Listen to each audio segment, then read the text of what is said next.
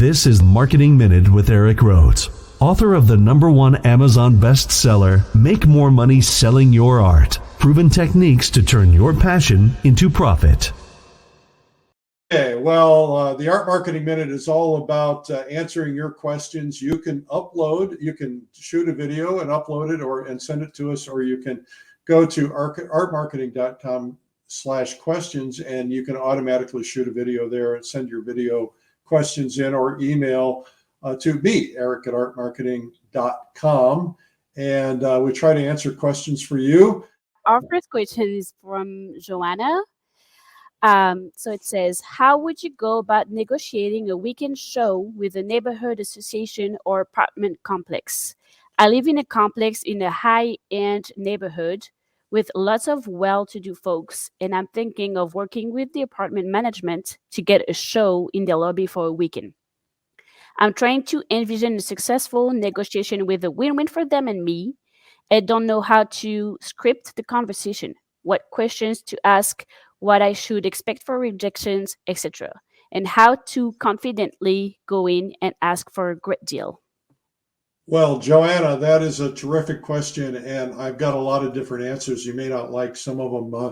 The first question you always want to ask yourself when you're dealing with anything to do with marketing or a show or otherwise is, what are my expectations? What do I want to get out of this? Why do I even want to do this? You have a reason in the back of your head why you want to do this show in this apartment building. And you know, maybe there's a subconscious level thought about, well, it'd be kind of nice to be seen by my neighbors so they know that I'm this terrific artist. Or maybe you're saying, well, I just want to sell more art. But you want to make sure that you have a very specific goal in mind with everything that you do.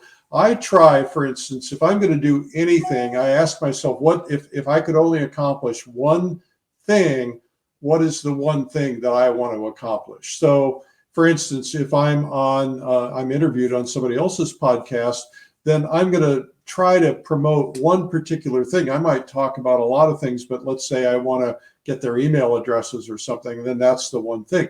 So you're doing a show, and if you do a show at your apartment complex, now I don't know if this has got 5,000 people or 10,000 people or 200 people or 50 people, you say it's high end, but it seems to me to be narrow. Now, I don't want to burst your bubble, but it does sound narrow. And so when you're talking about something narrow, you might be limiting your prospects. Now, you might be telling yourself, our heads play an awful lot of a role in what we do. You might be telling yourself, well, I'll start here, get a little experience here, and try it with the apartment complex before I do anything more. And that's okay. But make sure you first off say, okay, what do I want to accomplish? If you say, I want to make this about selling paintings, then that's fine. Now let's take your goal to the next step. If you want to sell paintings, how many paintings do you want to sell? What will you consider to be a success? You know, anytime you do a show, there is a huge amount of effort and work that's involved in that show, and you know, framing and time and everything else. And so you're going to have a minimum amount of expense that you're going to have to cover. And so, you know, you might say to yourself, okay, I have to make a minimum of $2,000, or maybe it's a minimum of $5,000. If you go in understanding what that looks like, you're going to have a lot more success that way, because you have to, you know, what if you do the show and you don't sell anything? Well, that's very possible. But if you know that you've got a nut you've got to hit, let's say you know that my minimum is going to be $5,000, then you're going to work like crazy to make sure that you hit that $5,000 mark. You know, if things aren't selling, you might start discounting, or you might cutting deals or something to try to draw people back to you to get them in. Now, the downside of an apartment building thing is maybe people want to do it, maybe they don't. It depends on the nature. If your apartment building does stuff like that, if they have a community aspect, it'd be nice to have a cocktail party, show your paintings and so on. But you may or may not, if it's an apartment building, it's a narrow amount of people, and you may not be able to get as much success there. On the other hand, if you were to do the same thing for a month in a popular restaurant in town, you might get 10 times as many people or 100 times as many people volume, and if you do it at the country club or you do it at a high-end restaurant where people have money, then you increase your odds. You always want to look for how can I get the biggest possible audience. It's good to have targeted audiences, but big audiences within targets are always nice. And so start there. In terms of your question about negotiating with the apartment complex, the first question you have to ask is what's in it for them? Why would they possibly do this? Is this something that they care about? Well, they may have something in their head about, well, we want to do things so that people in the apartment complex think that they're doing things for them. So it's a good place to live. They're going to want to renew their leases. So maybe they do cocktail parties, maybe they do gatherings, maybe they do little things like this. And so in that case, that's the reason. That's why they want to do it. But there may be other things. They might be looking at this, say, why should we bother? What's in it for us? Well, you might say, okay, well, will I give up some of the income? Will I give up 10 or 20 or 50% to them for housing the show for you? You would have to do that at an art gallery. And so why not do it in a case like that? Now, that amount of money may not be, if it's a big apartment complex, it's only going to result in a few $1,000s to them. They may not care, but try to understand that. And now when you have your meeting, first off, what I would suggest you do is you put together a little bit of a presentation, not a big one, 3 or 4 slides on your iPad, and you say, listen, I want to show you what I have in mind. Here's some samples of my artwork. This is kind of what I have in mind. This is what I want to do. This is why it's going to benefit you. And then rehearse that a few times. And when you get together with them, what you want to do is start out the dialogue and instead of starting pitching, asking them, say, listen, I'm a local artist. I've got an idea. I'm going to pitch you, but what are the most important things to you for this apartment complex? What do you need the most? And they might say, our biggest problem is getting people to renew their leases. Or they might say, our biggest problem is nobody feels connected. When they tell you these things, then you can lift them out in your conversation and repeat them back to them. So, one of the reasons I designed this art show is because you're going to make people feel more connected. When they feel more connected, they know their neighbors, they're going to be less likely to want to leave. They're going to want to be more likely to renew their leases. You didn't have to build that into your presentation, but now that you've asked the question up front, you now know what's important to them. So then build that into your presentation. In terms of getting yourself ready, expecting rejections, well, you're going to get rejections. It's not a big deal. It's a part of life. Just ask them those questions, and then you're not going to have confidence, because confidence is something that we all lack in some cases. Just go in there and be brave and just say, hey, I want to meet with you. They're not going to bite. If they don't want to meet, they're going to tell you they don't want to meet. And then, you can always follow up with an email and say, well, here's my idea. But if you can get it in person or at least on a Zoom call, you're going to be better off. So think in terms of, what is my objective? What do I want to sell? What are they going to want out of it? And then, why would they possibly do this? What's in it for them? Now, just get out there and do it. I think that's the most important thing. Now, the next question comes from David Wood. Almadine, what's the question? The question is, how long can I expect to wait to see whether the design of a website is working in bringing traffic and sales? I notice a lot of visitors don't really go beyond the first page. My website includes both art for sale and teaching art. I feel it is a well-organized and interesting site. Also, is it a good idea to have items in the online shop that have sold?